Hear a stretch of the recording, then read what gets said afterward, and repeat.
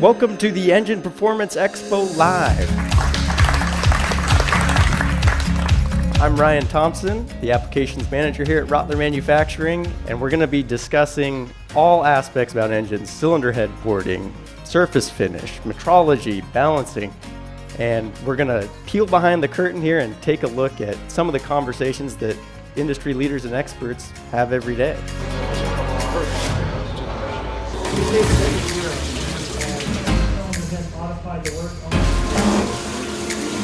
I'm servicing online.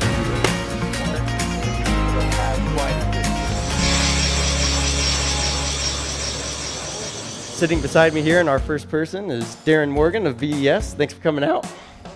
Modifying manifolds is something that I really got into in truck and tractor pulling. And there is nothing harder in the world on an engine than truck and tractor pulling. Because these engines go up to 10,800 and stay there until that sled drags them down.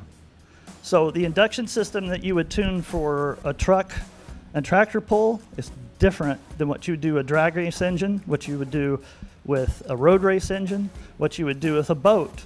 Is that boat a prop boat or is it a jet boat? Two completely different deals.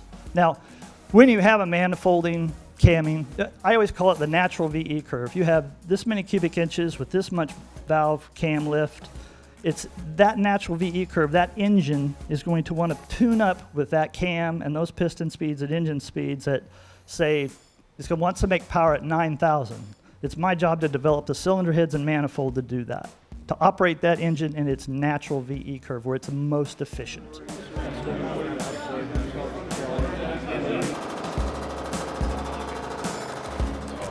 I like the connection.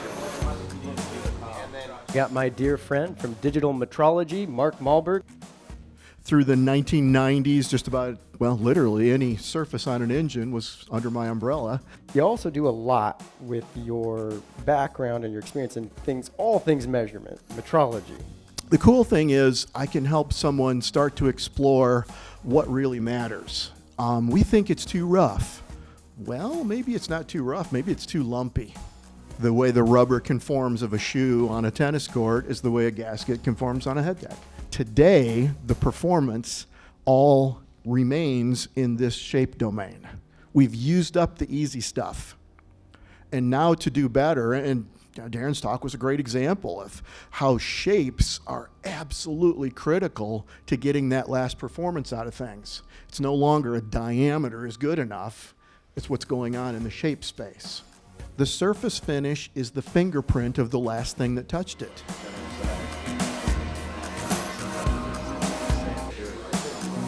My name is Ed Keebler.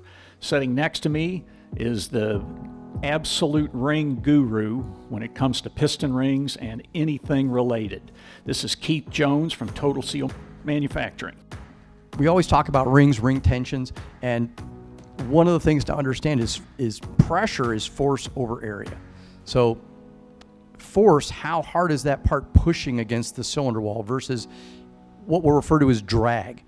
These are two different things. So we talk about blow-by in the engine. Blow-by is coming from three places. End gap of the ring to the ring groove itself. So you got to remember, that clearance between the ring and the ring land, that is a place for blow-by to get through. It's also a place for oil to get through. And then, of course, the also important interface of the ring to the cylinder itself. You've got a thousandths window that ring falls into a production spec. Well, you're trying to hold 4/10, 5/10 clearance ring to ring groove. How are you going to put in a ring in a groove that's got a thousandths variance in thickness?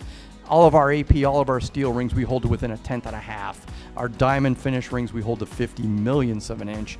This is the lapping process, and you can see the differences in the surfaces shown on the screen right now. Randy Neal. Randy, how are we doing today? Buddy, we are having a ball. God, what talent. You have really brought the best of this deal. Basically, you got to understand, as this thing is going through its normal function, look at all the components that are interacting with each other. Each and every one of them has its own natural frequency.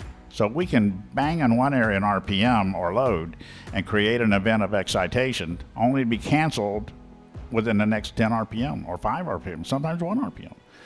So it's in and out, in and out, in and out.